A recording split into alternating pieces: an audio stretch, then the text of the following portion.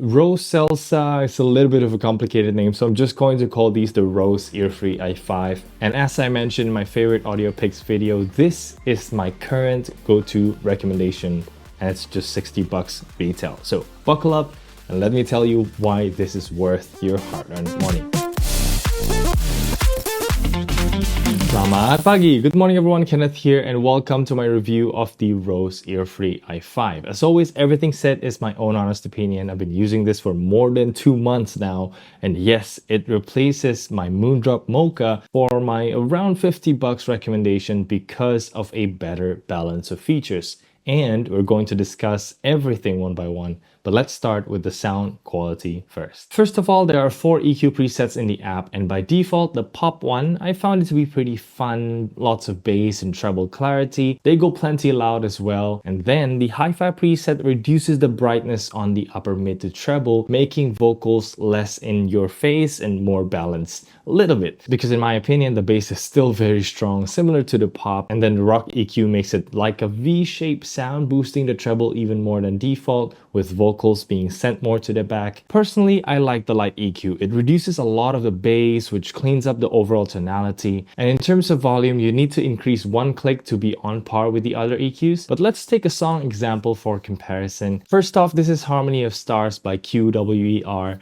Amazing K-pop with a rare band setup. And throughout the song, you can hear the clean bass with enough punch to drive the beat forward. But the star of the show is the mids, especially the upper mid, which is what I personally like. This tuning makes the vocals and instruments take center stage, brought very forward in the mix, very clear without being harsh in every hi-hat and cymbal hits. Now let's compare it to the Moondrop Mocha that it replaces, and let me pick another amazing song I discovered from the first take, which is 6 Magnitude Star by Zarame. I'll use no bass EQ in the Moondrop to bring the bass at similar level to the light EQ in the Rose, and immediately you can hear if Moondrop focuses more on giving a fuller body vocal with warmer treble, the Earfree i5 gives you all the treble clarity you want, creating a thundering expression of female vocal and electric guitar.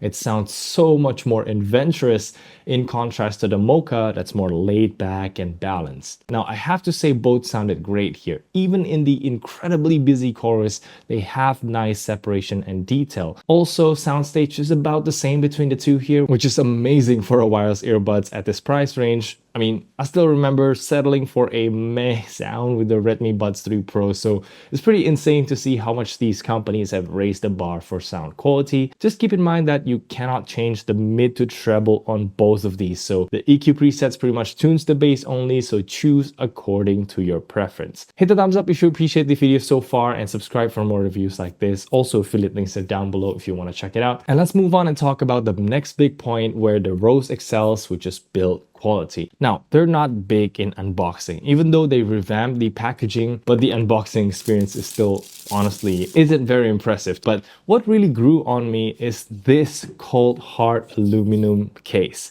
It feels so much more premium than other plastic built earbuds, although be careful because you're more likely to notice dings and bumps after a while of usage. But coming back to the positive side, the lid has nice resistance to hold itself open, and there's a helpful pairing button at the bottom, and look at these screws. Very interesting since it might make this more accessible to battery replacements down the line compared to literally every other earbuds that glued or snapped in place with plastic bits. Now, for the earbuds itself, you might say that this is an AirPods Pro copycat. At least that's my first impression when I see this oval black print on the stem, which is just a paint here, unlike the real AirPods, which is a pressure ventilation for the transparency. But hey, when you look past that, this is a perfectly fine earbuds that fits very well for hours-long sessions. Also, to my surprise, this has a wear detection capacitive sensor, so it might react to some touches and not as quick as the Moondrop Mocha optical sensor here, but it's still quite reliable. Music pauses after around 2 seconds out and plays back in less than a second when you put it back on. There's also an AirPods Pro like ding sound when putting them on, but it doesn't automatically switch ANCs or transparency when only one side is taken out, which is a nice touch you get from big brands as well as the Moondrop Mocha here. And speaking of the ANC strength, I've had big hopes, at least from their product description, with big words and numbers, but in real life,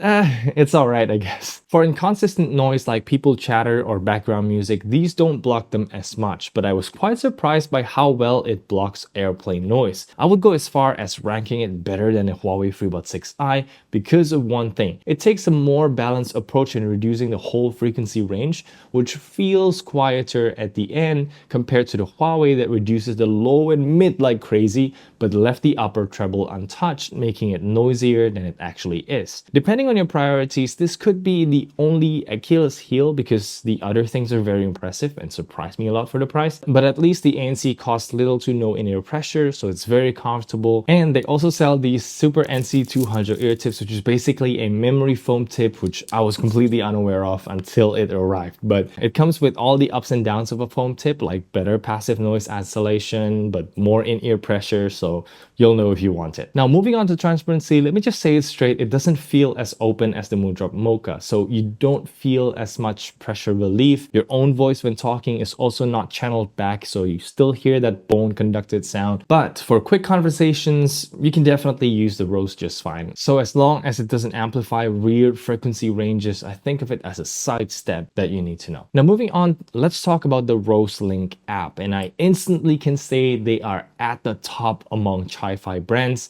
excluding Soundcore and Earphone at the top, of course. Things like not needing to create an account, speedy connection, which I can't say for the iOS Moondrop app. I think a lot of you will also appreciate the case battery level shown as well. Then you get the usual ANC controls with bonus wind noise reduction there, the EQ, the gaming mode, as well as multi-point connection and codec selection.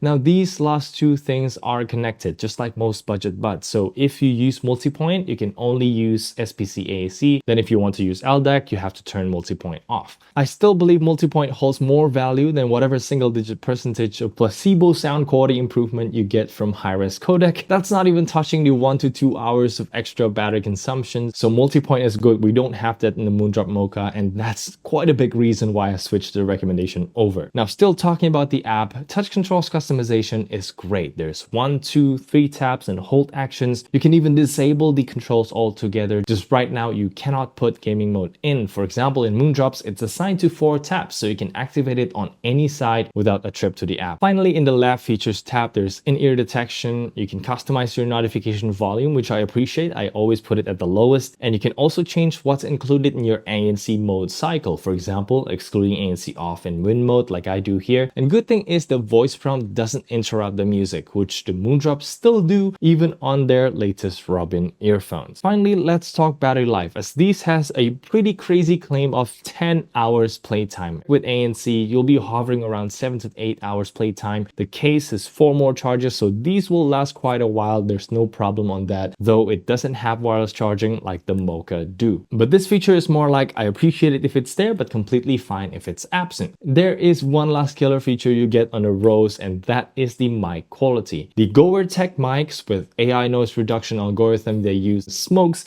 pretty much the competition in my last outdoor mic test video. But let's test it out once again right here and wrap up the video. Alright everyone, welcome to the microphone test, and here we are recording with the Roseselsa Earfree i5. And in my experience, this has been one of the better performer in the 60 bucks range. So let me know what you think of the sound quality. And right now we are outdoors with 2 outdoor AC units running right beside me. It's pretty quite loud, so let's see that right. Alright, so here we are now recording with the iPhone microphone, and this is the kind of noise that the earbuds have been cancelling. So let me know what do you think of the sound quality. And that's pretty much it for the video. Thank you so much for watching. Don't forget to use the affiliate links to help me support what I'm doing. And I'm Kenneth. I'll see you in the next one. Bye.